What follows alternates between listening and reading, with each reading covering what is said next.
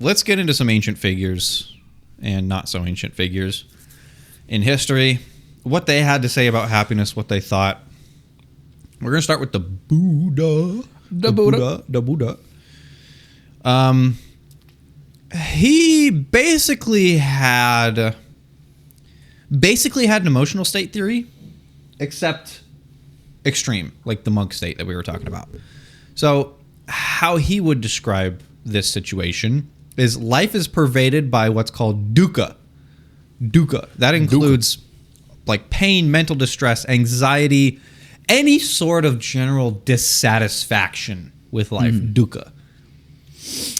It's caused by craving or desire.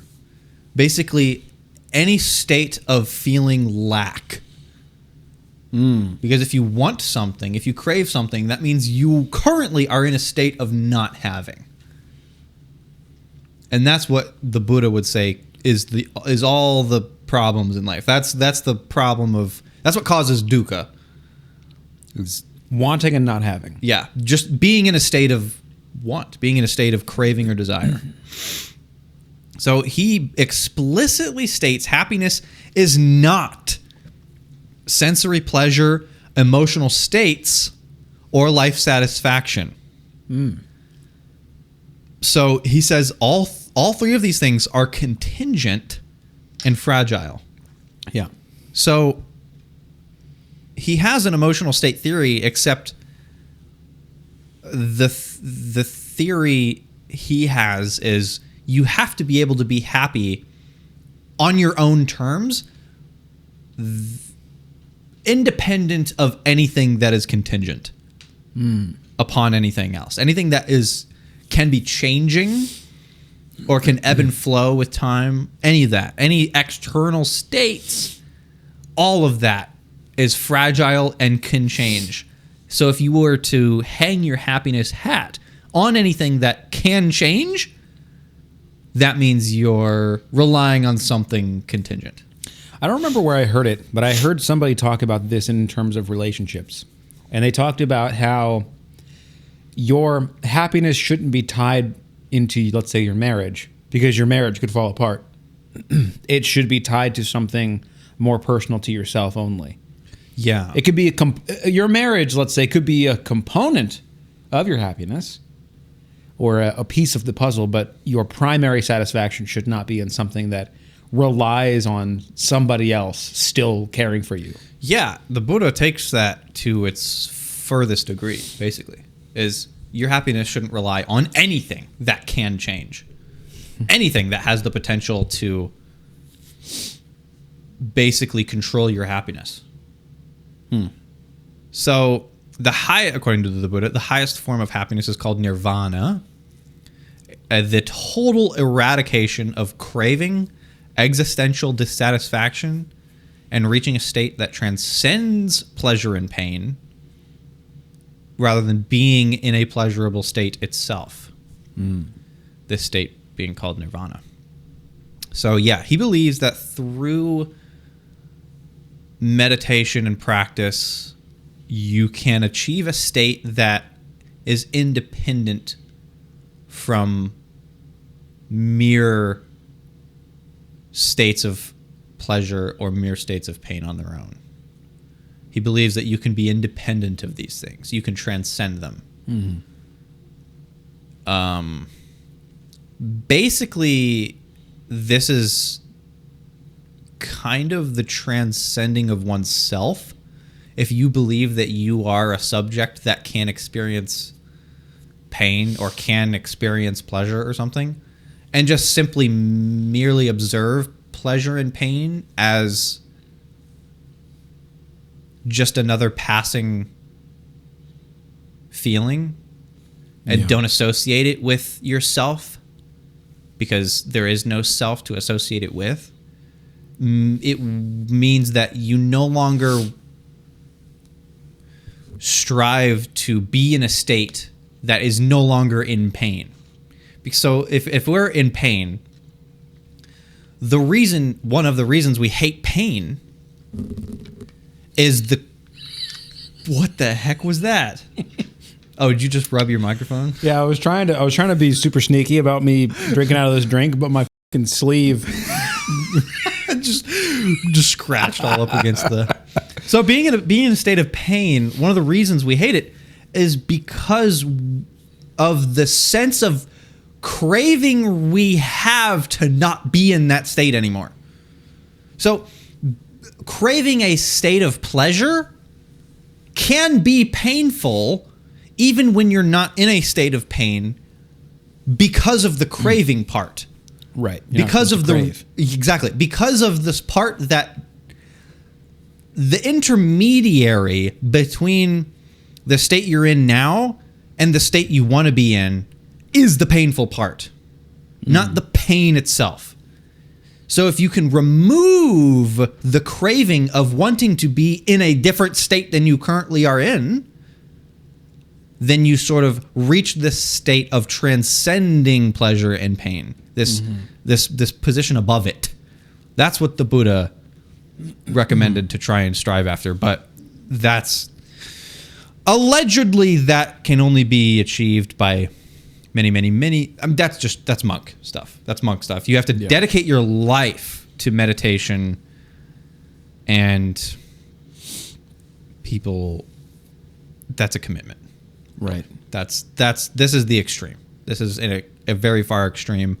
I believe it is a real state of. I believe it's a real thing you can do. I believe it is a real state that can be achieved. But, I mean, is it worth it? Is the thing. Do you just throw your entire life away to dedicate it towards this? I mean, assuming you can get there. This nirvana. Assuming you can get there, to get there is probably worth it. But if you get there, maybe you might think it was all worth it. But dedicating decades to this. I guess the difference is when you ask the monk that did that, it was probably absolutely worth it. But if you ask somebody before they do it, is it going to be worth it to get there? They'll probably say no. Right. Yeah, they haven't experienced it yet. This state of nirvana. Yeah. And other people I've also heard it referred to as just enlightenment. Yeah. Being enlightened, all this stuff. Yeah, I don't know. A lot of people think that this is just sort of a bogus thing that doesn't actually exist. I'm sympathetic to that idea, but I believe that this state can actually be achieved. I believe that you can simply recognize all thoughts, feelings, pleasure, pain as they are without striving to be in a different state. But my God, I don't think that's something that I would ever try and pursue, because it's just the time commitment, right, of living a life oriented towards that. So that's Buddha. That's what he would describe as happiness. Plato, a little bit after, he teaches that a life committed to knowledge and virtue will result in happiness. To achieve happiness, one has to become immune to changes in the material world and strive to gain knowledge of the eternal realm of ideas, also known as the eternal realm of forms. So Plato is similar to Buddha insofar as you shouldn't associate your mental states with the fluctuations of the external world. He believes you should strive to live a life of virtue, and that will bring you happiness, and committed to understanding the eternal, which he believed to be the realm of forms and also God, I believe. So that's going to be a recurring idea with a lot of these other minds as we go forward. Aristotle, we talk about this guy all the time. Of course, he's going to have a theory of happiness. So his conception of happiness was that of eudaimonia. Eudaimonia. His own definition of eudaimonia is the activity of the soul in accordance with virtue over a complete life. So this is similar to Plato. So this is not happy. Eudaimonia is not happiness per se, but closer to something like the best life a person could live. Eudaimonia is something that is objective and can't be self-declared based on a person's testimony alone. So Aristotle would describe this as if he looked at your life, he could say you lived in a state of eudaimonia or not. And you could not just say, yeah, I achieved eudaimonia because I feel like it. So it's not necessarily analogous to happiness. Oftentimes eudaimonia is translated to happiness in some text, but it's not necessarily the same thing. This is kind of like life satisfaction theory, but objectively standardized. So how do you get there? Living a life of virtue, and so living a life of virtue and living a life in accordance with one's nature. So we must remember Aristotle was a realist. He was not a Platonic realist. He didn't believe in the eternal realm of forms. But so it's like living a life of following one's function or one's nature well. And he believed the human nature, the human function that we got was rationality.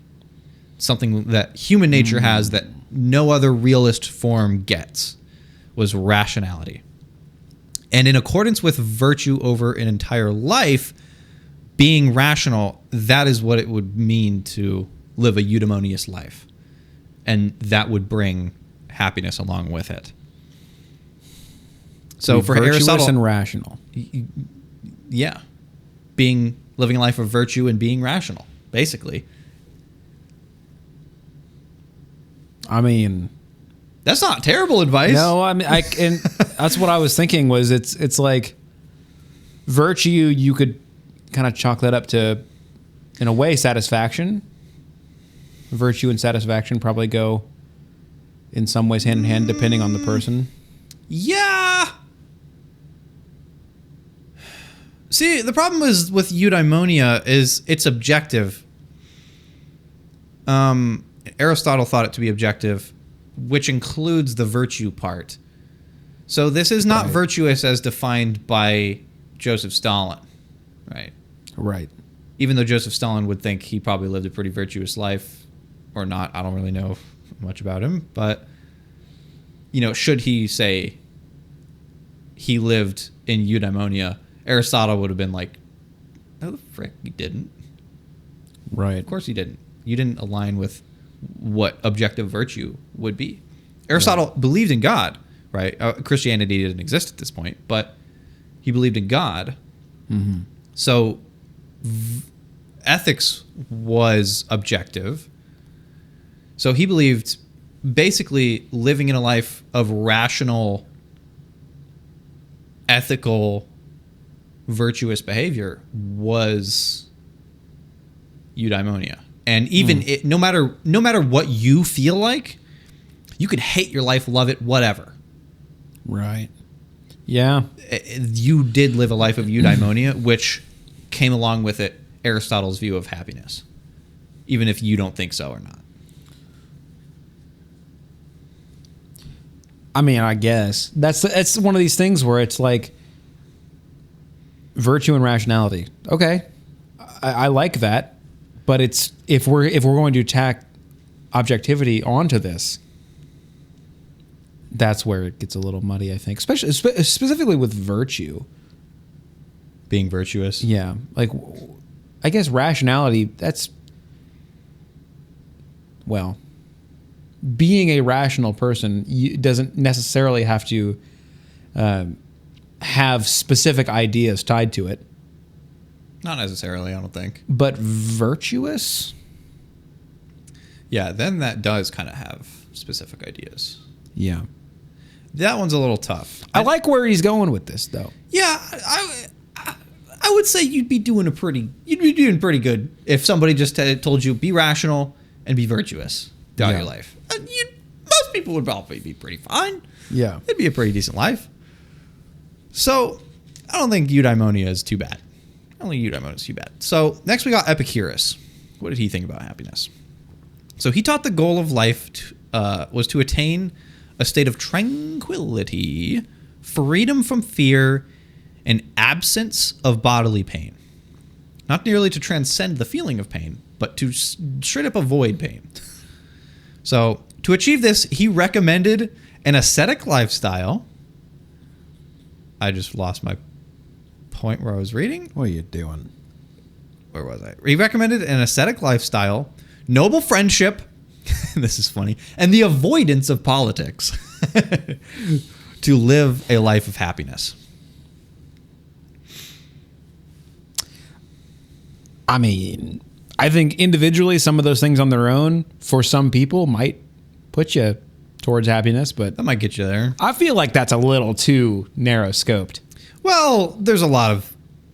This is very tightly packaged. Like, there's a lot of research on Epicurus and his view of happiness. But a quote from him, he said this: "Of all the means which wisdom acquires to ensure happiness throughout the whole of life, by far the most important is friendship." Now that I can probably get behind, because we were talking about the importance of, now, I mean, obviously, if you ask the Buddha, this is wrong, but we were talking not too long ago about the importance of personal relationships as it pertains to happiness, and we were talking about that long Harvard study, Yeah. and about how the people who had better, richer, closer relationships were just simply in better, even physical states, let alone psychological states. There's some data that we'll get to that talks a little bit about that and how, relationships are just so important. Positive relationships are so important. Mm-hmm. And Epicurus agreed with that as well as avoiding politics, which I thought was kind of funny. I mean, I think for some people, they could probably use a little of that. Yeah. Agreed. So a couple more. We got St. Augustine of Hippo. What did St. Augustine say? What'd the hippo want? What'd the hippo want? Yeah, St. Augustine. His philosophy on happiness was largely about love and God. All human actions revolve around love. The problem is the misplacing of love. It depends on loving things in the right order. First, God above all. Second, neighbor as oneself. And third, just your surroundings, worldly stuff. I mean, isn't that just the Christian doctrine? Well, considering what Christianity is today is profoundly influenced by St. Augustine, mm-hmm. I would say yeah. Yeah. I've been flowing between St. Augustine and Augustine. I don't know which one it actually is. I hear both a lot. But just call him Hippo. Hippo, yeah. We'll just Hippo, St. Augustine of Hippo. So I assume Hippo is a place. Yeah, of Hippo. So. Where is that? I don't know. I don't know much about St. Augustine. I don't know. But he doesn't believe that true happiness can be found in the temporal. Anything that flows with time, he believes happiness can only be found, true happiness, that is, only in the eternal, which would basically just be God. You must love God, and through God, love other things. And then that's the only place where true happiness can be found. Hippo Regius. What? Hippo Regius. Regius. Hippo Regius? Yeah, it's the ancient name of the modern city of Annaba, Algeria. Oh. I don't know. Okay. St. Augustine of that But place. Hippo Regius. Okay. It's a place that St. Augustine was in. Yeah. So another guy that was a profound influence on how we see Christianity today, Thomas Aquinas. We've talked about him a little bit. We've talked quite a bit about Thomas Aquinas. He is one of the most famous theologians in history. So a quote from him: "Man is not perfectly happy so long as something remains for him to desire and seek." Well, isn't that just part of what the Buddha said? That's quite Buddhistic. That's quite Buddhist of him. It's quite Buddhist of him, yes. Yeah, so according to Aquinas, perfect happiness could not be found in anything finite in reality, similarly to St. Augustine. Only in knowing and loving the infinite and perfect God could one be truly happy. because anything else would be to place your happiness and love in something finite. So quite a Buddhist teaching. Buddhist teaching, except Buddhists kept God out of it and replaced God with basically yourself in a sense. So Heck yeah, dude. so that's Buddhist. The Buddha is very heretical in that way. But Buddha got to it before all these guys. So lastly, we got Friedrich Nietzsche. He's more recent. He was a critic of utilitarians, saying that making happiness the ultimate goal makes one contemptible, absolutely meaningless, not worth one's time. He sought a culture that would set greater and more difficult goals than simply happiness. So Nietzsche didn't actually... He wasn't like this whole pursuit of happiness deal. Yeah. He was, come on, we're bigger than this. Let's pursue something more noble and bigger than just this happiness stuff. He was he was not like, he was critical of Western ideas, and the pursuit of happiness was one of them. Like, what does he want us to go after then? I'm not entirely sure, because Nietzsche was also the one that pronounced the death of God. We killed him. So it certainly wasn't religion. I don't know, man. I feel like the happiness of people is, I don't know, a pretty noble thing to think about. Certainly not the only important thing, I'll say. There is an answer to this. There's just a heap of literature from Nietzsche. Yeah. But I'm just not well versed on Nietzsche. I'd be interested to know what he would define as a worthwhile cause of focus. Other than happiness. Well, because happiness is not important. Exactly. The pursuit of it, making happiness the ultimate goal, makes one contemptible. Yeah. Right. So I'm not really sure, but he wasn't a fan of this whole habit. He did have a chronic pain condition, so maybe he was just mad. Maybe he's just mad. Yeah. He does contradict himself a lot in his books. But yeah, Nietzsche couldn't really be described as the happiest fellow, I don't think. So maybe he just denounced the need for happiness altogether because he probably wasn't very good at getting it. It's possible. Maybe. So lastly, we've got Viktor Frankl. Everybody knows this guy. He put a large emphasis on meaning and the value of suffering as necessary to one's happiness. One needs to be responsible for something greater than themselves. So that's, if somebody doesn't know who Viktor Frankl was, he was the guy who wrote Man's Search for Meaning and Life No Matter What. He was a Holocaust survivor, and his philosophy on it basically was the only way he got through was by placing,